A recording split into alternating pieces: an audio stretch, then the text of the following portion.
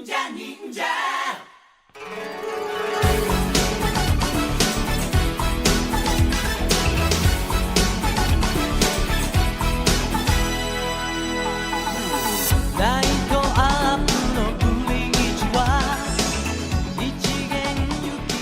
to the Super Sentai Brothers. This is episode 27 of Review to a Kakuranger, the internet's best and only podcast dedicated to Ninja Sentai Kakuranger. Every week we watch an episode of the show and we share our thoughts with you, the listeners. My name is Matt J. With me as always is my co-host and brother Dave. Dave, how you doing today? I'm good, man. I'm getting geared up for a pretty intense week, but I got some time right now, and what better way to spend it than here with you? There is no better way to spend it, Dave. The two of us sitting down, having a good old-fashioned chat about some Ninja Sentai Kakuranger. But before we do that, Dave, as always, as almost always, there have been a week or two where we didn't do it, but this isn't going to be one of those weeks. Dave, shining in the heavens, there are 5 stars. What is our first star of the week? So our first star of the week, Matt, is Iron Fist. Obviously, you probably could have guessed that. Yeah, I mean, I think that holds true to our pattern. Okay, well, if it's going to hold true to the pattern, here's what it's going to be. Is that you and I are going to talk about Iron Fist in a very vague way this week. And then next week, we're going to talk about it a little bit more. Yes. Okay, so things about Iron Fist. It's great. Yeah, I really like it. I really, really dug it. And I was a little bit apprehensive because there was a lot of critical, kind of hand-waving about it. Like, oh, it's not very good, and blah, blah, blah. And a bunch of people are talking about how it's, dumb. It turns out those people are all dumb idiots. Because Iron Fist was friggin' great. Yeah, no. I'm not done with it yet. I was going to say, you haven't finished it yet, right? Yeah, I'm up through episode 9. Okay, I finished it yesterday, which means that basically I got home from work, I turned on Iron Fist, I watched it until I went to bed, and then I got up the next day and I watched it until it was done, only to take brief breaks to eat corned beef sandwiches, because the office party ordered way too much corned beef for St. Patrick's Day, so I just came home with a pound of corned beef in a bag. No, that's solid. Oh, that's right, because you work in a fun office. Yeah, hashtag fun office. Hashtag fun office. No, Iron Fist is great. It's... Okay, here is the only thing that I think I can kind of get into the head a little bit of the critics, is that the Daredevil was the first one, right? Right. And Daredevil was everybody was sort of blown away because nobody quite, I think, had a handle on how good Daredevil was going to be. Yeah, we weren't expecting it. We were expecting basically Agents of S.H.I.E.L.D. level quality, and we got Daredevil level quality, which, if you haven't watched those two shows, there's a difference. Yeah, there is. And I like Agents of S.H.I.E.L.D., but Daredevil is way better. And then Jessica Jones came out, and it was dealing with all sorts of super intense issues, about people and stuff. And also, it co-starred David Tennant, who's incredible. Yeah, everybody in that show was really good. And I think people were sort of similarly surprised that not only one of these shows was good, but that, it seemed as though they were all going to be good. And, there was no sort of sophomore slump. Exactly. And then Luke Cage came out, and it was, so artistically fantastic and, amazing. And it's, in Harlem. And it's dealing with, questions of race relations and blah blah blah, but it's also a superhero show and all of these things. It was incredible. And then Iron Fist came out, and I think the only thing with Iron Fist is that it's not an A++. It's an A-B+. Yeah, Iron Fist is good. Still great. It's probably the least good of the Marvel Netflix shows, but that still means that it's good, to me at least. And I'm willing to accept the fact that listen, Iron Fist is one of my I love Iron Fist a lot, so I'm willing to super into Iron Fist. A lot of credit to a show just because it has these characters in it. Yeah, I liked it a lot. I could have done with a little more kung fu. That is my only complaint. I just really wanted it there. I wanted more martial arts. But I think I would enjoy every show with 75% more kung fu. I'd probably watch Law and Order if it had more kung fu. Like, I love martial arts. I'm just imagining other shows that I would love to see a bunch more kung fu in. Like, I don't watch Hannibal, but if Hannibal was 75% more kung fu, I might watch it. Is Hannibal even still on the air? On Hannibal, dude, I don't know. Maybe, but yeah, I thought Iron Fist was great, and there was one other thing, and like, listen, there's a whole bunch of like heavy complaints that people made about it, and I have thoughts on those. I don't want you to think I don't. We're just not going to talk about them on this show because this is not the format for those opinions. But there is one thing I will say, which is the star of the show, Finn Jones. Somebody mentioned that he had said, "Well, we didn't make the show for the critics. We made it for the fans." And whoever was writing this article, like, gave him some static about that. Like, not to his face, obviously, but like, they said, you didn't make it for the critics, blah, blah, blah. As though that's like an illegitimate thing to say, which is nonsense. Because we know for a fact that actors and production companies do make things for critics. Like, we call those things Oscar bait. We know that they exist. You don't get to just throw out as though saying to yourself, you know what, we're not going to worry about what the critics think. We're just going to throw in stuff for the fans, as though that's somehow an insane thing.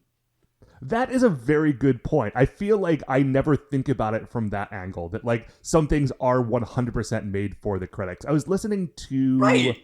What was I listening to yesterday that they were talking about that? Oh, it was an episode of Cool Games Inc. And they were talking about, like, somehow they got on this jag where they were talking about, like, the official, like, critical reviews for Pokemon the first movie.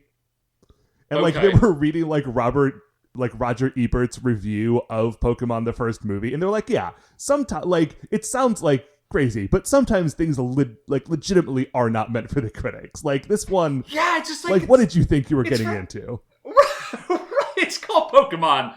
Roger Ebert, it's not for you. Unless Roger Ebert is secretly a giant Pokemon fan, which I know desperately hope is true. Anyway, yeah, so, Iron Fist, lots of fun. Yeah, we'll talk about it. We'll talk about it more next week, because there are some heavy-duty, like, fan service moments in there that I thought fan service in, like, it's a service for the fans, not fan service in the more anime sense. There are some, like, real intense fan moments in that show. We're going to be excited to talk about them next week. But for this week, Matt, what is our second star of the week? Second star of the week, Dave, is another thing that has recently come to Netflix. It is not a Netflix original series, but it is the first 2 seasons of something that existed on the El Rey network. All right. That are now on Netflix. Dude, Lucha Underground. I know I've talked about it before. It's been a while since we've talked any wrestling on this show, but Lucha Underground is now on Netflix, and I could not be more excited. The only reason that I haven't, like, sat down and watched the first season of Lucha Underground in this weekend is because I was busy with Iron Fist. That's, yeah, that makes a lot of sense. So... Dude, that's rad. Yeah, well, because I've been meaning to watch it. So... Yeah, like I've been meaning to watch it. It sounds super, super cool. But I just, I haven't had access to it. I haven't had time. Whatever. Yeah, and when I was watching it before, I was digging up, like, videos on Daily Motion, because I don't have cable, and it's on the El Rey network, even if I did have cable, and, like, there was just no sort of convenient way for me to get at it. And I didn't want to pirate it. Well, okay, I guess, like, I just admitted that I was watching it on Daily Motion, which is, like, the grayest of, like, video streaming sites. Yeah, that's really close, but not... But dude, like, I rewatched that first episode, and like, not like the action is great, and it's just so fun because I've been watching a lot of like WWE stuff recently, and it's so fun to watch a wrestling show that treats everything that's happening like it's a TV show and not like it's things that are really happening. Oh, okay. Like, listen, at the end of WWE stuff, absolutely. Like, nobody walked... Okay, actually, this isn't 100% true, because sometimes there's, like, swamp cult leaders and, like, undead cowboy morticians. But there is a, like, sense to Lucha Underground that you don't get in WWE, because the end of the first episode of Lucha Underground is the promoter of the... promotion, I guess. The guy who runs it, Dario Cueto, walks. Yes, yeah. He's got like a skull throne or something, right? No. You're thinking of Mil Muertes. Okay, thank you. He's like secretly the devil or something. Well, his name translates to 1,000 deaths, and he isn't in the first episode of Lucha Underground, because at the end of the first episode, Dario Cueto goes back to talk to Chavo Guerrero Jr. and says, like, hey, you were supposed to beat your opponent, who I think was Blue Demon Jr., and yeah, it was Blue Demon Jr. And so he says, like, since you weren't able to beat him, I am now forced to bring someone else in, and once this man is here, no, like, I will not be able to stop him, and 1,000 deaths may be coming for us all. Anyway, Lucha Underground rules, you guys. I'm super excited because I watched like the first half of the first season and sort of fell off because it was such a pain to watch, and now I actually get to like sit down and watch it, and I could not be more excited. Nice, man. No, you know what? At some point you should come over and we'll watch it together, and it'll be really great. But we'll do that some other time. But right now, Matt, what is our third star of the week? Third star of the week, Dave, is this is a double header here. It's another wrestling thing. Oh, okay. Hit me. So the WWE has recently released a series of 4 short videos that are like, they are obviously like a joke thing. They are claiming to be like the lost tapes of this southern regional wrestling promotion called Southpaw Regional Wrestling. Okay. So the conceit of this show is that the WWE has found, like, in their tape archive, these old recordings of a southern regional wrestling promotion called Southpaw Regional Wrestling. Okay. And, like, there is no actual wrestling in these videos. It's all just, like, backstage interviews with the characters and John Cena as Lance Catamaran, the, like, announcer for the thing. There's another... Okay. He has an announcing partner, but he's wearing, like, a big wig and glasses, and I legitimately cannot tell who it is. It might be Fandango.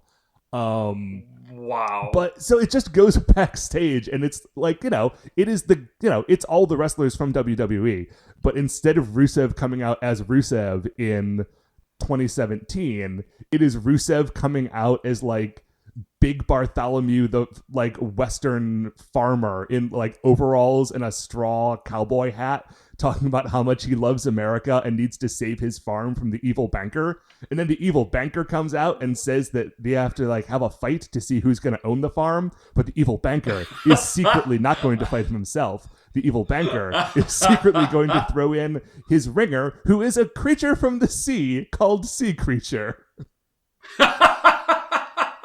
Anyway, Southpaw Regional Wrestling. It's like 4 5-minute videos on YouTube. It's not long. It's very fun. I think the most WWE thing about it is that each one of them also, in the course of these short videos, manages to have a short commercial for KFC, like just right in the middle. Because there is no circumstance in which WWE will not sell sponsorships, particularly to fast food chains. Really? Is that I did not know that was their real, like, hardcore demographic. Oh, dude, there are times where I'm, like, watching a full-on pay-per-view.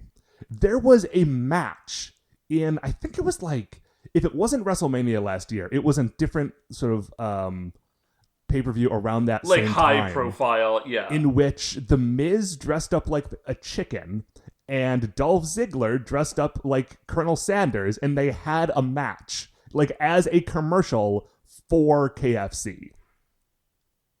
Wow. Yeah, it's a full thing. So the fact that they managed to sneak that into these Southpaw tapes really, like, seals the deal on it being, like, classic WWE content.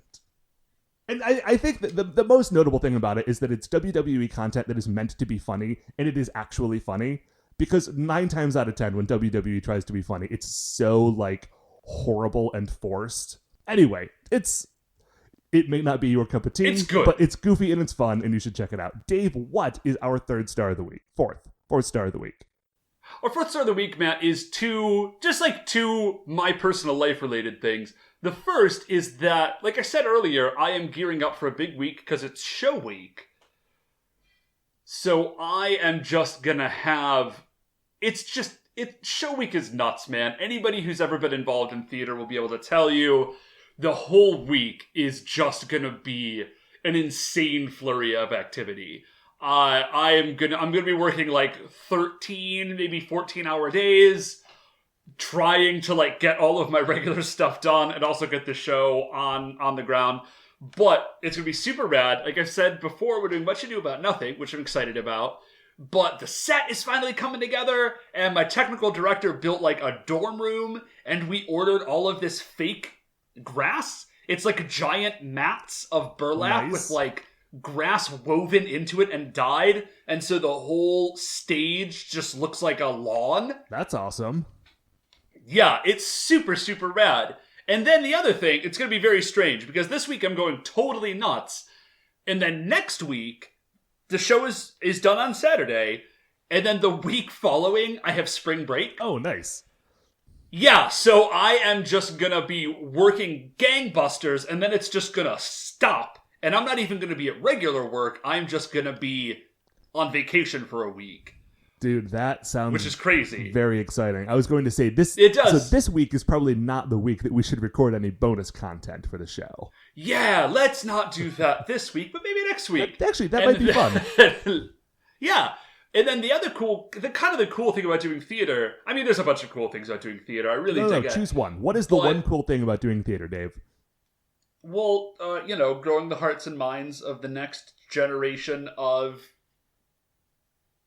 people. Okay, cool. That is the one cool thing about theater. Dave, what is our 5th star of the week?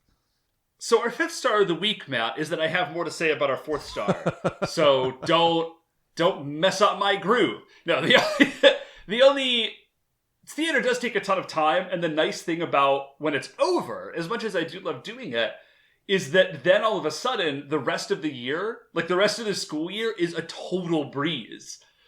Because I'm only working, the regular 38 hours a week. Right. It's like, oh, is that it? It's 5 o'clock. I'm home already. This is amazing. And plus, you're in the home stretch. It's daylight savings, and so you've got a full evening. It's a whole other world. Yeah, everything is just a whole other thing. Now, the other funny thing is, so this weekend is St. Patrick's Day weekend, Matt, which I just haven't done anything with because I've been watching Iron Fist. Sure. And I'm not a big St. Patrick's Day.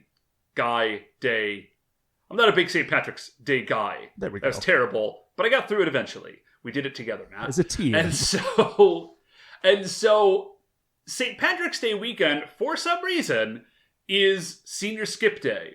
And I don't know if your school had Senior Skip Day, listeners, but it's exactly what it sounds like. All the seniors skip school on one day. And they are always very confused because I think they have it in their head that it's sort of like, oh, it's a wink and a nudge and it's Senior Skip Day, and we, the teachers, honor that somehow? Yeah, I think we talked about this last year maybe on their Senior Skip Day, but that's not, it's not an official holiday. They just don't come to school. You're just truant. And I think the idea is, you can't catch all of us. Well, I don't need to catch you. I just mark you as absent. Yeah, well, this year... So what I do for one of my theater courses is that in the second semester, we just do, in class, the kids are grouped up and they perform 2 short 1-act plays per quarter, right? Okay. So, they're sort of diving in, doing stuff that's a little bit more theatrically intense. But what that means is that there's only 2 grades for the whole quarter. And this past Friday was the last day of the 3rd quarter. And it was the last day that we were presenting, these scenes. And there were 2 kids who straight did not show up to school. And so they got zeros because they didn't do it. So they're going to show up on Monday and they are going to say, I guarantee it, they are going to say, hey, can we do our scenes? And I am going to say, no, you can't because you skipped school. And I was thinking about it, and I thought about, giving them some grace about it. And then I thought to myself, no, this I think is a good lesson for you to learn before you, go out into the world. That you don't just get to skip your stuff and then decide you can do it later because you felt like it. So, yeah, kids make bad decisions. What is our 5th star of the week, Matt? 5th star of the week, Dave, is I had alluded to it earlier, but this was, since it was St. Patrick's Day, we had our hashtag fun office, like office party for St. Patrick's Day. And like, it's in the middle of the day, and like, it's not that fun of an office, so it's not like they had like beer and stuff for us at lunch, because as I say, it's not that sort of office. But what we did have is, we had lunch, which was mostly like mountains of corned beef and then other things for people who don't eat corned beef or any sort of beef. And, they brought in a band to play music for us, and they had sort of set up some this games. Year? No, any first Irish of all, dancers this year? What's up? And no Irish dancers this year? Very briefly, some people in the band got up to do a quick dance, but it wasn't like us sitting there and watching Irish dancers for a half an hour, which, listeners, if you want to go back to last year's St. Patrick's Day episode, you will hear the saga of that terrible, terrible office party. Anyway, but this year they were like, no, we're not going to do anything like that. And they just set up a bunch of games. And we have apparently a bunch of lawn games at the office, sort of to set up in the warehouse for this kind of stuff, or outside when it's nice, when we have like summer cookouts and stuff, which again, hashtag fun office, happens occasionally. Right. But this time, we were playing a new game. They had the regular stuff set up. They had the game that is known by two sort of equally improbable names, which is both Bagos and Cornhole. Oh, yeah. You know this game. It's you have a beanbag. Yeah, I know. You have two teams with beanbags, and you toss them at like an angled surface with a hole in it. You try to get the beanbags in the holes. There's a sort of weirdly complicated scoring mechanic. Yeah. But this time, I was playing a different game that is sort of scored on the same weird way. But instead of throwing beanbags at each other, it is a game that is at best weirdly difficult, and at most irresponsibly dangerous, because what you are instead throwing are two golf clubs. Not golf clubs. Whoa, that would be a very different game. Two golf balls. Yeah. that have been attached by like a 1 foot length of rope. You just sort of like huck like a bolo at this like sort of like rack that looks like it's made out of PVC pipes, and it looks like it ought to be used to like hang like sweaters on so they can dry, because you don't want to put your sweaters in the dryer. All right. By the way, don't put your sweaters in the dryer. It'll shrink them. It's true. And like, listen, this is not like a sort of out of the world, like crazy fun 5th star this week, but I played this game and I thought it was going to be like, as I say, kind of impossible. This game was fun as heck. And I do not have like the capacity to start drilling holes in golf balls to make golf ball bolos to continue to play this like on my own time. But if you ever see, if this is not just like a weird one-off thing that somebody came up with, if this game has like a name and you can find it somewhere, I recommend you play it. It's tons of fun. I don't necessarily recommend that you play it inside, because what we forgot is that we were playing on like a concrete surface and golf balls bounced like crazy. So every time one of us missed, which was a lot, we then had to go like scurrying after these things, because they're basically like two super balls that are tied to each other, just bouncing across the warehouse. Matt, this game is called Ladder Toss, and according to Wikipedia, the game was formerly known as Horsey Golf when it was first created. Horsey Golf, you say? That's what Wikipedia says. Why wouldn't it be? Yeah. So did you just Google cornhole golf balls? Nope. Matt, what I Googled was tossing bolos on a rack game. Well, that does work. Yeah, no, it was the first thing that came up. It was a great Google search. It did exactly what I wanted. Nice. Got that Boolean stuff. Anyway, that is it for the 5 stars of the week. We are going to take a break. We are going to watch episode 27 of Ninja Sentai Kakuranger. It is called The End of the Mighty Shogun. And we will be right back. Okay, welcome back. So we have just finished watching episode 27 of Ninja Sentai Kakuranger, The End of the Mighty Shogun. Now, if you think that title has anything to do with what happens in this episode, you are mistaken. Mighty Shogun is fine. So far Mighty as we Shogun's know. cool. As far as we know, he's cool. So... Which makes me wonder why they named the episode that. Because they're, like, listen, we're about to get into it. This is a weird episode.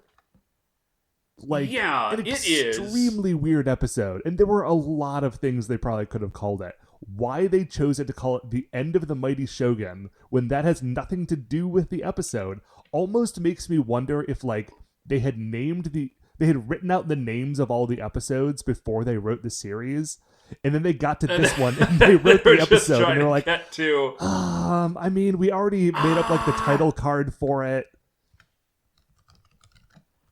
Anyway, so let's get into it, and then you can draw your own conclusions. Yeah, so this is okay, so we know that we've got Seikai, Saizo, and Jiraiya left. And if you remember from the previous episodes, Seikai and Saizo are off kind of on their quest for their scroll together, which I get kind of a kick out of, because I feel like even the writers of the show recognize that neither Seikai or Saizo are kind of interesting enough to carry an episode all by themselves. Yeah, like, they don't really have a hook, except for the fact that, like, they're both kind of the comedy characters. And so they got thrown in this episode together, which makes sense, because, like, of the episodes sort of, like, in this run, of these, like, character-focused episodes, this is, like, the weird, like, goofy one. Partially. Yeah, everything else is... Yeah, partially. There's, like, a moment. Everything else is a lot more dramatic for these ones, but this is like, the comedy episode. Although it is fun. It's a good episode. Oh, it's a really good episode, but it's, like... It's got some stuff you couldn't do with Sasuke. No, that's true. So we start off, and it's the two of them driving around in Nekomaru, and I guess they got Nekomaru when they all broke up because it's two of them. Like, I don't really know, like, if they drew straws for, like, who got the car and who had to, like, tromp around in the woods by themselves. Yeah. So they're driving, and Saizo is driving, and Seikai is ostensibly navigating. He's not actually navigating.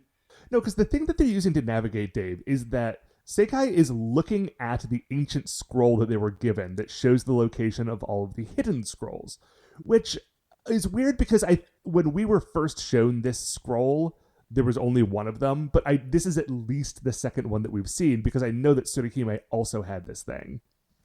Right. Yeah, I think we have to assume that there's more than one. But crucially, this is not a roadmap. This is like a painting. And so they're driving down the road, and Seikai's like, go left, go right, as though he's, like, looking at, like, the Michelin, like, road map. Like, this is not Rand McNally's atlas, dude. This is a painting.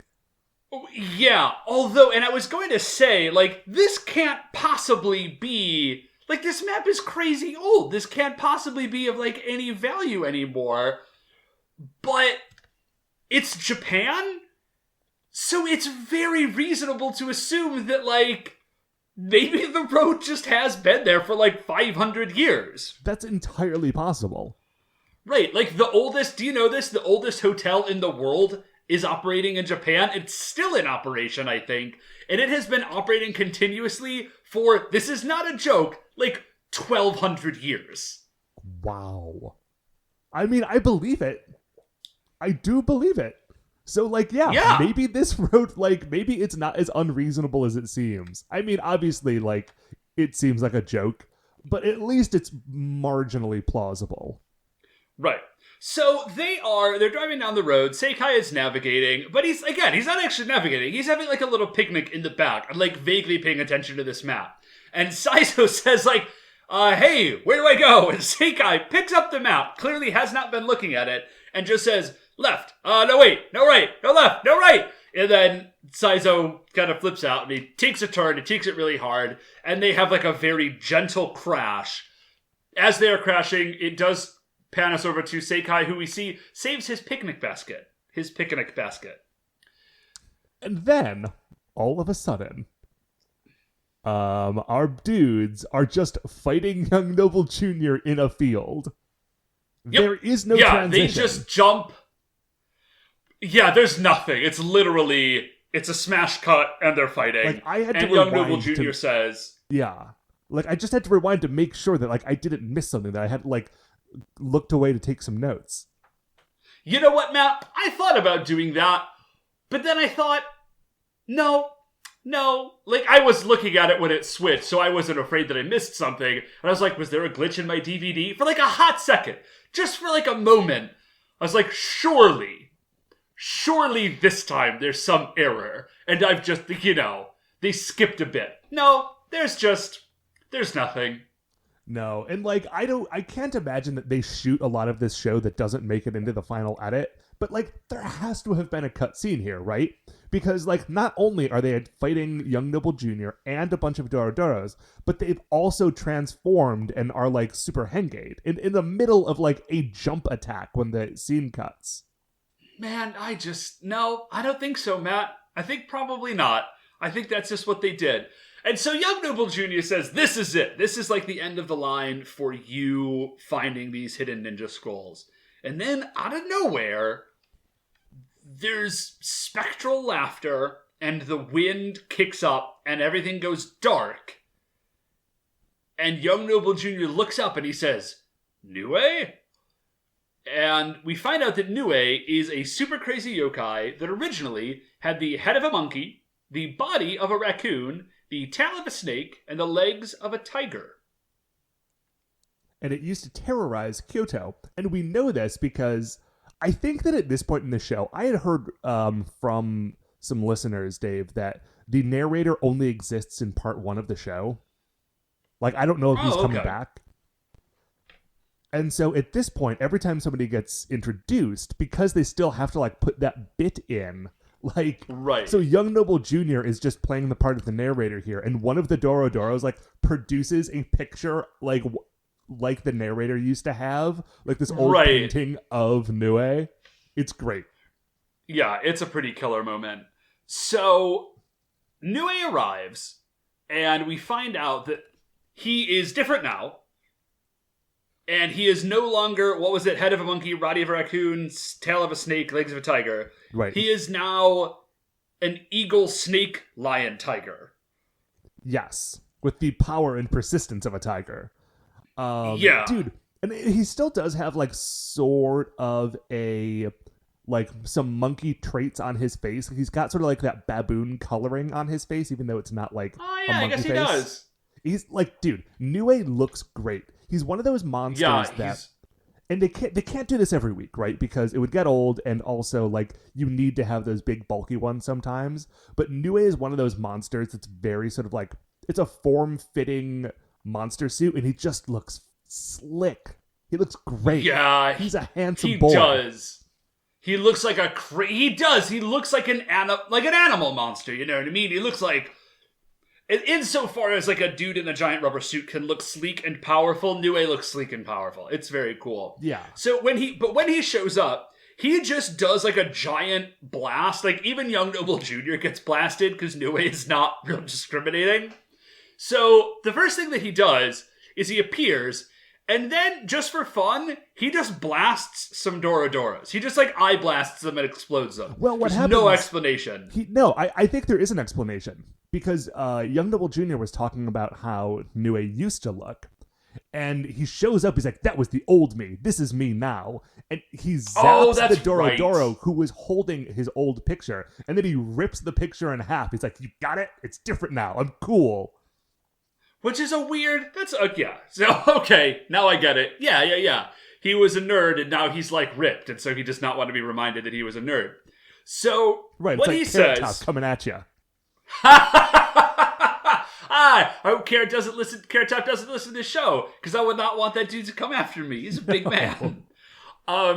So what Nue says to Young Noble Jr., he says, listen, Daimao is not satisfied with your progress. These Kakurangers are finding their hidden scrolls. You're in trouble. Young Noble Jr. is pissed. He's like, how dare you? Do you know who I am? And then, but they're not going to fight right now, because the Kakurangers are right there. And then this is a rad move. Nue turns around, and he, like, blasts. His head is like an eagle head, but again, It's like he's got like an eagle headdress more. Yeah, he's got but like, his headdress, like a human face with baboon coloring with an eagle headdress. Yeah, and so the headdress glows and like shoots laser beams at the Kakurangers, and then when the laser beams fade away, what we find out is they're like energy feather daggers, like Archangel style. Yeah, dude. It's a slick move. It's a cool move. I mean, Archangel had like, flechettes with neurotoxin on them, but it's very similar. Yeah. Neurotoxin, Dave. Archangel rules. Dude, I'm super into Archangel, although I'm not a giant fan of the Extraordinary X-Men, like what they've been doing with him since. Anyways, that's a different conversation. Probably a different podcast. So here's what he does. Yeah. So he launches laser feathers at them, which is rad. And then he blasts them with like... No, that's right. They just start glowing because of like the energy feathers. And... he says, I'm turning you guys into yokai. Yeah, the yokai domination has begun. Yeah, this is amazing. So, when the energy fades, they now have, like, crazy red hair, and at first it looks like hats. We found out it's not a hat, like a round hat. It's eggs, because he's turned them into kappa. Okay, Dave, I looked this up. They're not eggs. Here's the deal with kappa. Oh, okay.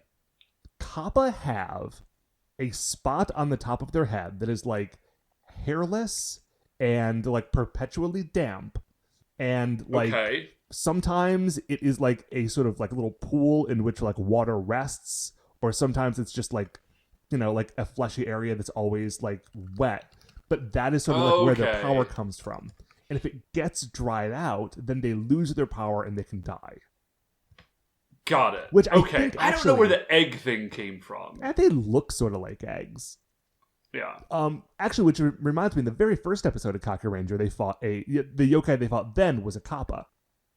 Yeah. And he Kappa was, and Rokurokubi. And he had to like wear this hat all the time, and I wonder if that's why he was like guarding his little like wet spot. Oh, that would make sense. Anyway, so that is the only reason I've gone into this much detail on it is it's actually sort of an important plot point as we continue through the episode.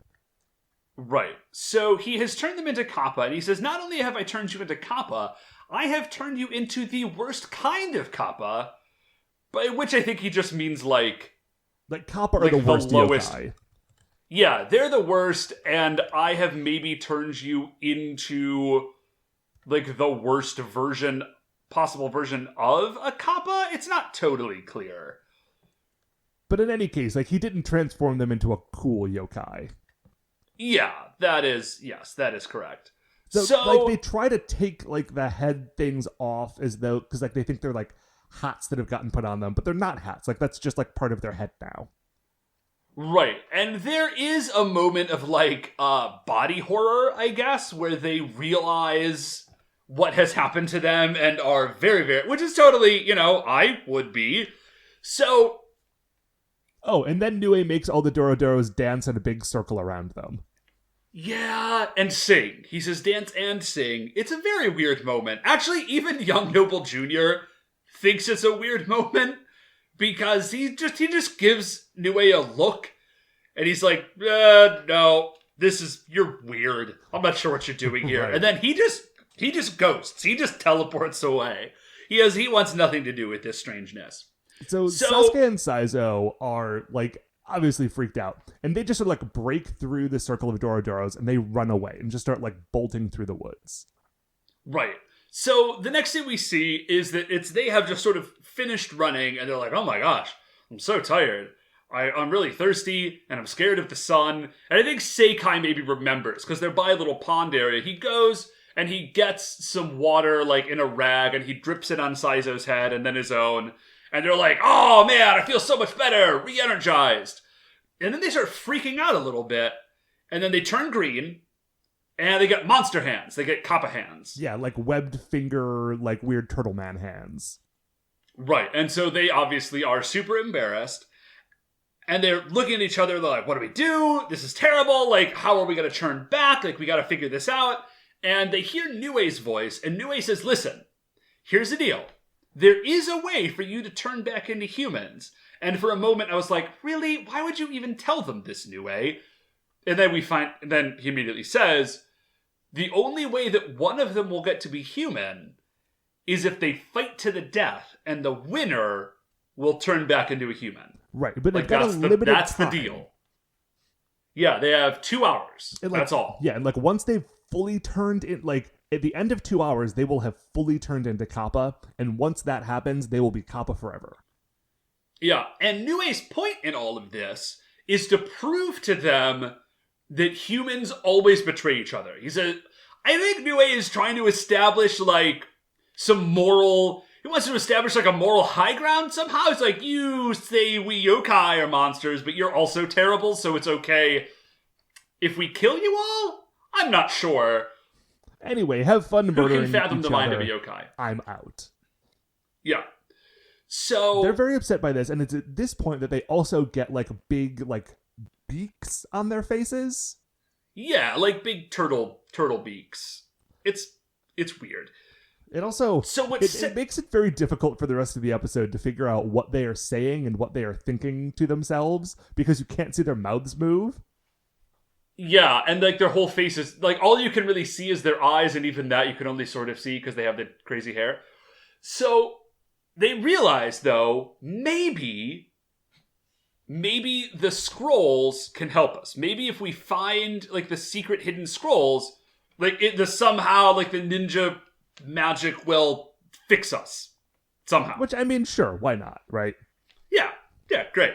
So they follow the map, and they're not totally sure, but they show up outside of this town, and they say, oh no, because the scrolls used to be on a hill, and they like bulldozed the hill to make this town. Right, they have paved paradise and put up a parking lot, and underneath that parking lot are 2 hidden ninja scrolls. Yeah, so they're like, well, we gotta go into town, but we're Kappa now.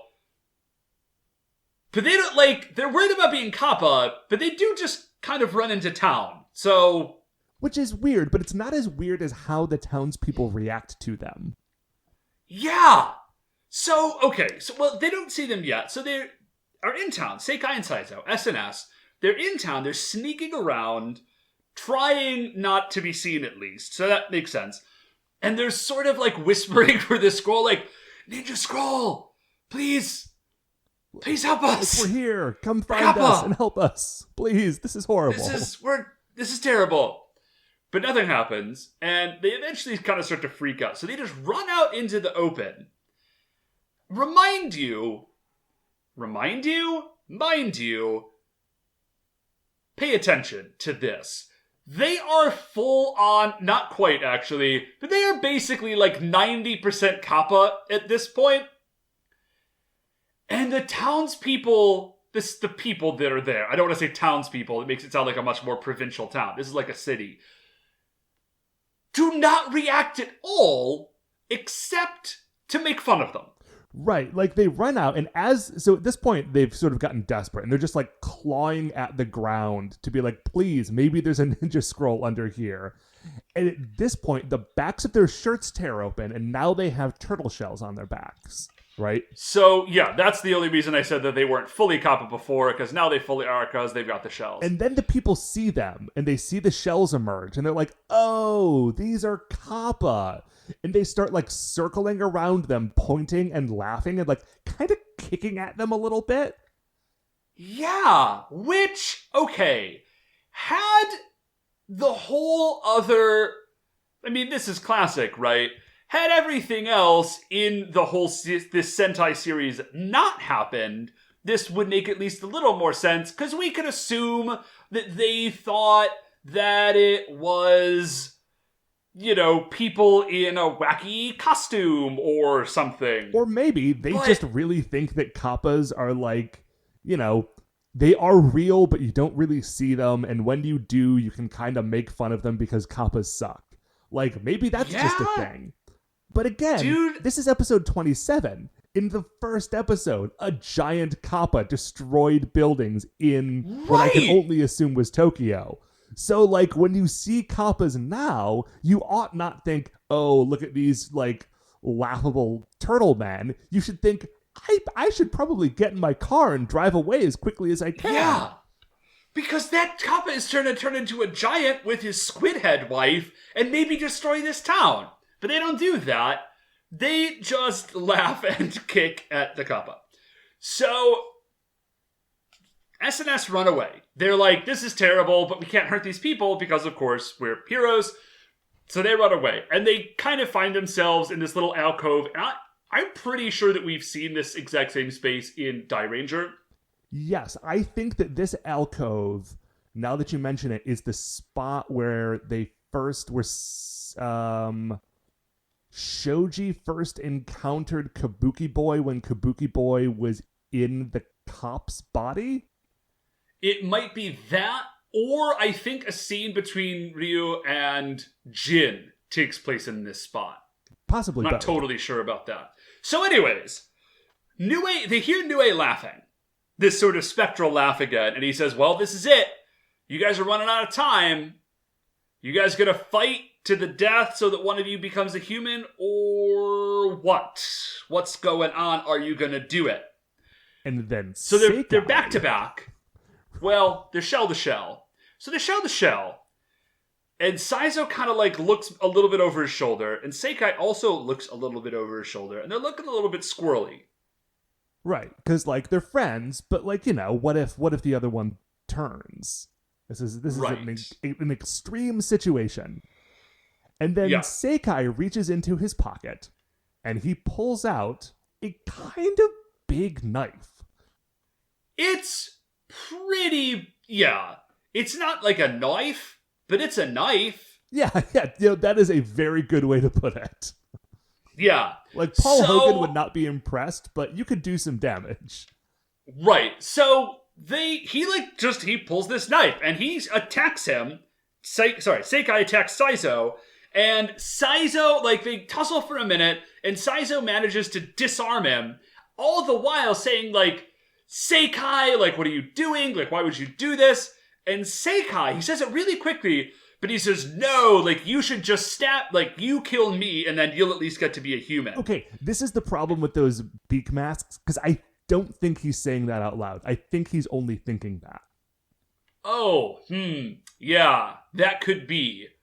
Because what he then does is he picks up a rock, and he rushes forward as though he is going to try to, like, kill Saizo with it. Right, but, like, his arms are above his head. He's, like, wide open. Like, he's just coming at him threateningly. Saizo has the knife, and in his head, he's like, okay, my friend will kill me, and that's going to be bad. But then at least he'll get to be a human, and he can go back to being a Kakuranger and, like, live the rest of his life. But Saizo isn't willing to kill Seikai, and so Seikai just cracks him at, like, because this is the action that he had, like, you know, put himself committed to. Like, and, you know, he was trying to really sell it. He was actually, like, mid-swing and just cracks Saizo on the top of the head with this rock. So this is one of the actually solid moments in this episode. It's kind of heartwarming. We see the relationship between these two characters because Seikai kind of picks Saizo up and starts crying, and he, like, cries, and the water from his tears drips onto Saizo's head, and that is enough water to, like, re-energize Saizo, I guess. Yeah, so, like, he gets back up, but, like, you can tell he's still sort of hurt. And they're, like, hugging each other, and Seikai saying, like, listen, I wanted you to kill me so that then you could go back to being a human. And Saizo's just like, you idiot. Like, no, of course I'm not going to kill you. Like, we're friends. We're going to be, friends to the end. Like, even if we're kappas for the rest of our lives. It's a cool moment. It's good. It's just a solid, dude, I love a solid moment. You know, I love hanging out with friends, and you know what I love when friends hang out. And these are two good dudes doing it right. So they're like, okay, well, obviously we're not going to kill each other, so I guess we'll just have to go try and find Nue and kill that dude, and then maybe we'll turn back. So they run out into, like, a larger area. Nue appears, the fight begins, and this is a fantastic moment. Because as they start fighting, we pan over off into, like, a little covered structure off to the side, and Young Noble Jr. and a bunch of Dorodoros appear, and they just go sit down and to watch. Like, They don't literally pull out popcorn, but But like, if the Dorodoros mentally, had like functioning, like if those costumes had functioning mouths, they would be carrying popcorn. Yeah. And so like they're going back and forth with this fight. And Saizo and Seikai are not having a good time of it because they've gotten transformed into kappas, and the kappas they got transformed into are terrible. So they keep trying to do like their cool ninja stuff, but Nue just keeps knocking them away. Yeah. So they are super losing this fight. Like they're getting wrecked. There's this great moment in the fight where they go to start throwing shuriken at Nue. And if you've ever watched the show, when they do the shuriken, they've got this sort of motion where like they keep all the shuriken in the left hand, and then the right hand just sort of keeps going back and forth, and they go like shua shua shua shua shua, and there's like some like graphics that appear on the screen.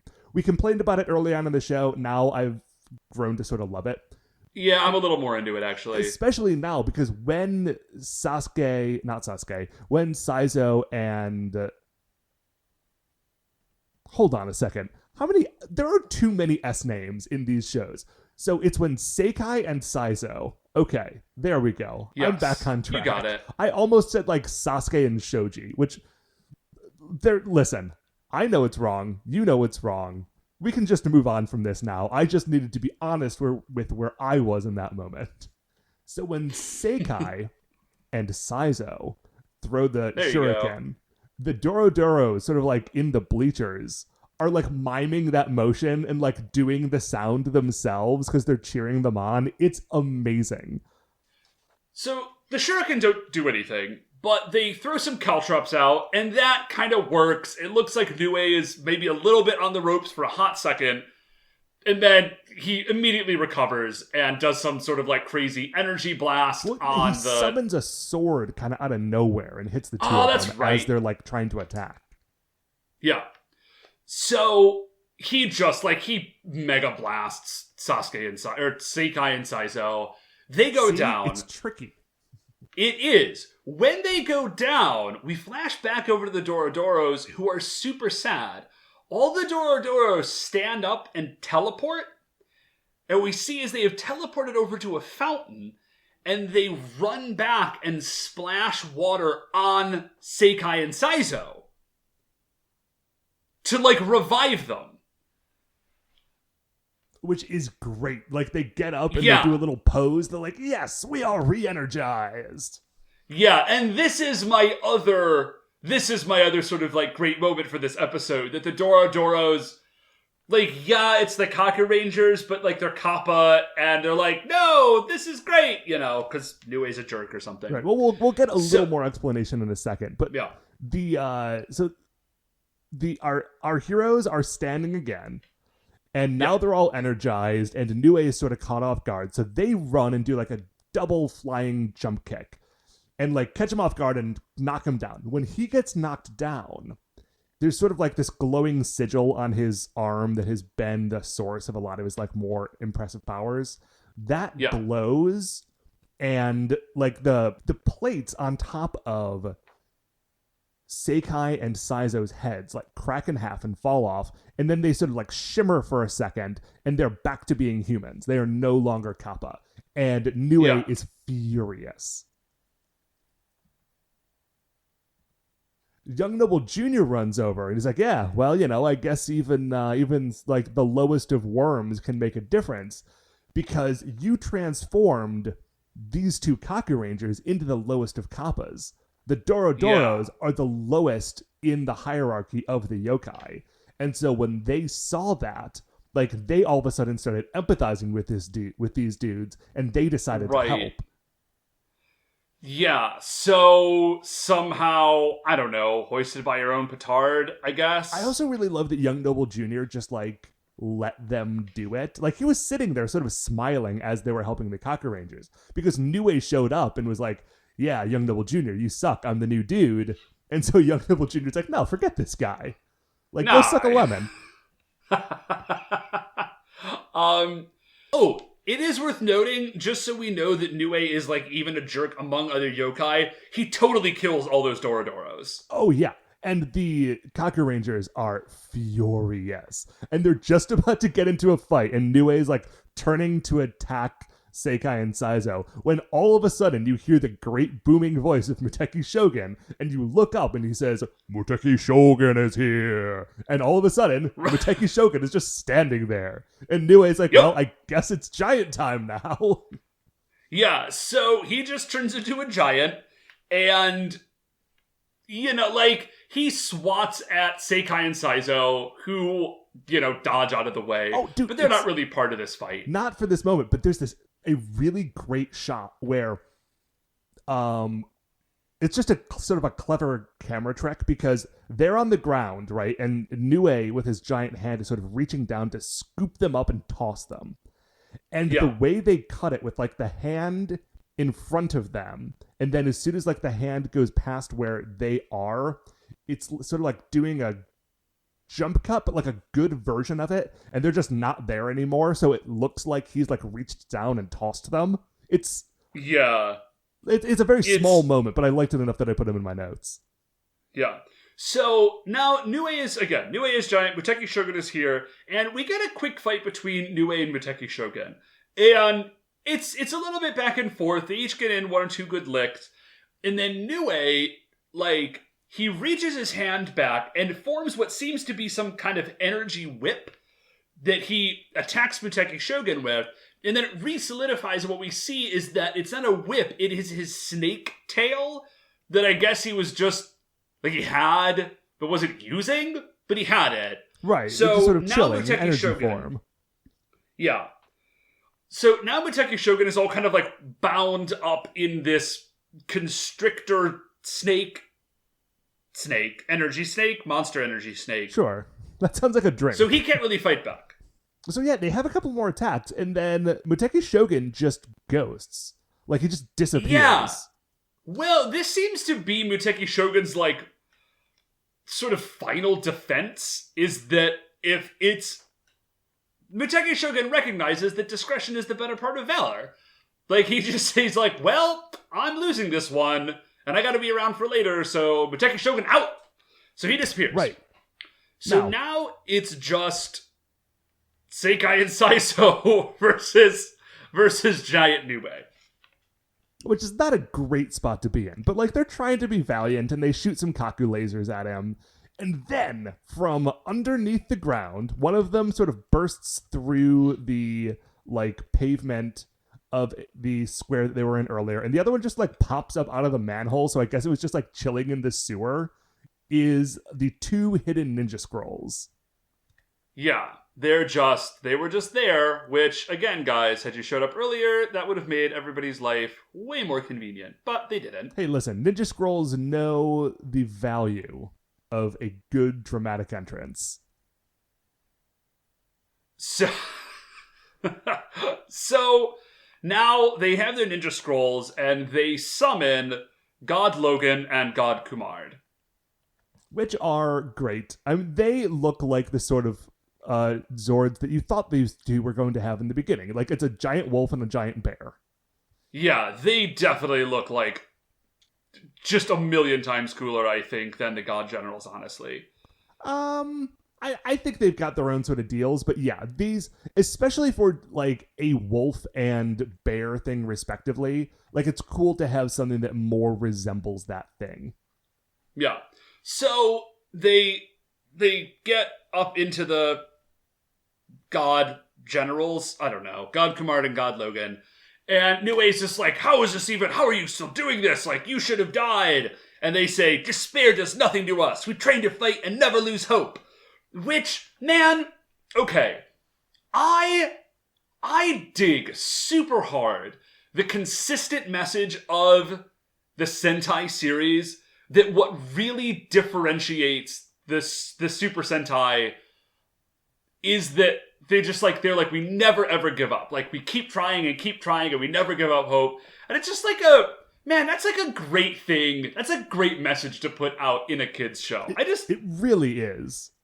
Like, there's no jokes about that. I just genuinely appreciate it. Yeah, and anytime it comes up, like, there are, like, I will be occasionally, like, moved by this television show, and, like, at least 50% of the time, it's in moments like this. Yeah. So then the fight is really on. So God Logan is like up on top of a building, and then it like turns into energy, and the energy like jumps down onto a bridge. It's real cool looking. And then we see God Logan like running across the bridge. And God Kumard is not very agile, because he's a bear, but he's kind of tromping along. God Logan drops the sickest attack I think we've seen in this entire show. Because what we see is like God Logan just jumps, and then we see the God Logan toy that they're using in the show just start like spinning through the air. And at first I was like, what? Why is this giant wolf robot doing flips? And what we find out is that God Logan's tail is like a giant sword, and so he's flipping himself around so he can do like a mid-air slash with his tail sword. It's great. And also, God Logan is blue, so it's kind of like Sonic attacking. It's pretty rad. And then God Kumard just starts like jumping, like kind of like bouncing back and forth on his front two paws, and he has some sort of an earthquake attack, which does not seem super responsible to do in the middle of a city. No, it does not. That is also in my notes. But what happens is that it opens up this big crack in the ground. Nue falls in, and then that crack seals back up. So I have to assume, and I'm trying to give Seikai the benefit of the doubt here, that the earthquake powers are controlled enough that he can do it without, like, toppling the city. Yeah. Well, I mean, the city still seems to be there at the end, so I think we have to assume that that's the case. But this is really key. So it just, Nue falls in, and then, that's kind of the end of him. We cut away, and Sasuke and Saizo are like up on the cliff that we saw them on earlier, over the town. They're super stoked. They're like, we did it! I think even Seikai and Saizo, I said Sasuke before, I just noticed that. Even Seikai and Saizo seem excited and maybe like the tiniest bit surprised that they managed to do this without anybody else's help. Which actually makes sense, because I'm remembering back on the scene where they were all splitting up. And Seikai in that moment was like, I'm not sure that I can do this, but I'm going to give it my best. Yeah, so, I had totally forgotten about it. I said yes reflexively, but then when you said it, that makes a ton of sense. So this really is a pretty cool moment for these two characters. So and they start shouting for Jiraiya, because like, Jiraiya, you're the only one left who needs to get their hidden scroll. I don't know how they know this, because it's not like they've been talking. Well, maybe the Hengeis have the Doron Chargers have some sort of like communication thing. Yeah. I think actually, we've established we know that before. They do. Never mind. And then before the episode ends, we hear Nue's laughter or groans or something, and some steam starts shooting up from underground.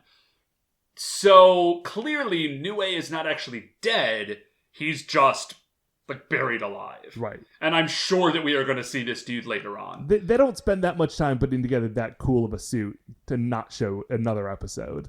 Yeah, I just say this dude is definitely not a one episode monster. But then that's the end of the episode. Yeah, that means that we don't have anybody to put on the Creature Royale. So in lieu of that, Dave, do you have any sort of final thoughts on this episode, or do you think we've sort of covered it?